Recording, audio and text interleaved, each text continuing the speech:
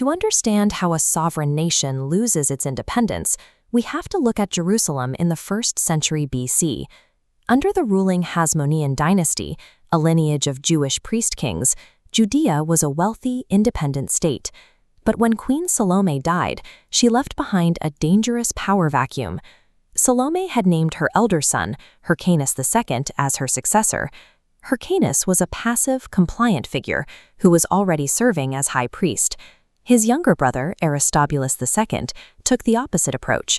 Aristobulus wanted the throne, so he marched his forces on Jerusalem, staged a coup, and forced his older brother to abdicate.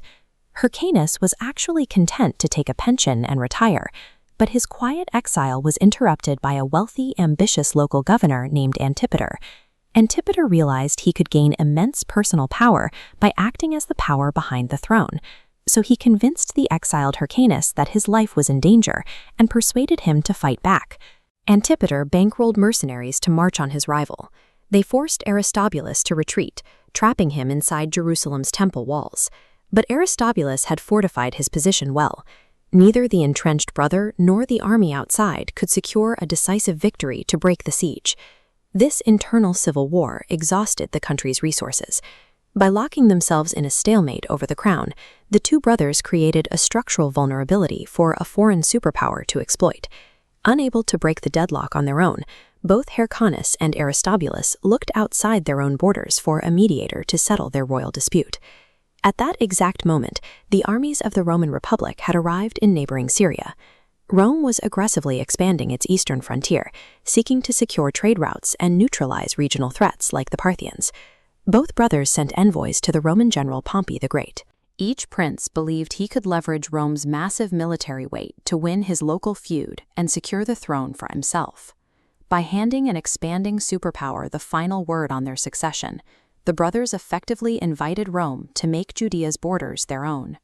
Pompey was a highly practical military commander. When he looked at Judea, he didn't see two princes in need of a peaceful mediator. He saw a divided, weakened nation ripe for imperial conquest. Pompey marched his legions directly to Jerusalem and initiated a brutal 3-month siege. In 63 BC, on the Day of Atonement, the holiest day of the Jewish calendar, Roman forces breached the temple walls, cutting down priests exactly where they stood at their altars. Pompey then committed the ultimate sacrilege. Ignoring all Jewish law, the Roman general marched directly into the Holy of Holies, the innermost sacred sanctuary of the temple, expecting to inspect the Jewish deity, only to find an entirely empty room. With the city subdued, Pompey restructured the government. Aristobulus was shipped back to Rome as a prisoner. Hyrcanus was allowed to resume his role as high priest, but the Romans stripped him of his civil and military authority. Any illusion the brothers had of forming an equal alliance with Rome vanished. Their invitation resulted in a humiliating military occupation. Because Rome itself was spiraling into a series of massive civil wars, Judea was forced to fund the conflict. The Romans levied crippling taxes on the Jewish population to pay for the massive armies being raised by competing Roman generals. As the balance of Roman power shifted, Antipater saw an opportunity.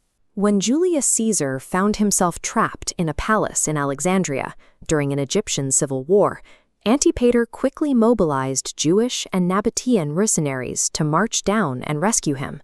Caesar rewarded this loyalty immediately. He granted Antipater the Roman title of procurator, a high-level military and administrative office that officially made the ambitious outsider the true power broker over the entire region. Antipater wasted no time leveraging this new authority. He installed his son, Herod, as a regional governor. Herod quickly proved his willingness to use extreme violence, aggressively suppressing a local riot and slaughtering scores of Galileans to maintain order for Rome. The royal Hasmonean family, who had fought so bitterly over the crown, had been sidelined. They were now puppet figures, outmaneuvered by ambitious political advisors. The remaining Hasmoneans made one final play for control. Antigonus, the son of the imprisoned Aristobulus, managed to buy a massive mercenary army from Rome's great eastern rival, the Parthian Empire. The Parthians swept down into Judea, successfully overrunning the Roman defenses and capturing Jerusalem. The invasion shattered the local power dynamic, forcing the opportunistic Herod to flee into the desert to save his own life. To ensure his uncle Hyrcanus could never challenge him again, Antigonus had the former high priest physically mutilated. The Parthian invaders sliced off Hyrcanus's ears, exploiting a strict religious law that disqualified anyone with a physical blemish from serving in the priesthood. Judea's independent agency had vanished. The country had become a tactical borderland where the Roman and Parthian empires fought their proxy wars across Jewish soil. Herod managed to escape the Parthian onslaught and made his way to Egypt. There, he appealed directly to the new Roman strongman of the East, Mark Antony, asking for a Roman army to retake Judea. Antony was financially exhausted from funding his lavish lifestyle with the Egyptian queen Cleopatra. Desperate for cash, he accepted Herod's massive bribes and officially backed the young governor's claim to the Judean throne. This transaction marked the functional end of Hasmonean sovereignty. The era of independent Jewish kings was dead, replaced permanently by a Roman-backed proxy regime. The tragedy of this collapse lies in the dynasty's origins. Just a few generations earlier, the original Hasmoneans, the Maccabees, were religious zealots who fought a bloody war to protect their Jewish identity from Greek imperialism. But to maintain their grip on the region, the later generations steadily compromised. The supposedly anti-Greek rulers adopted Greek names, embraced Hellenistic culture, and deployed the exact same ruthless military tactics as the foreign kings they had once overthrown. They even abandoned their most sacred traditions.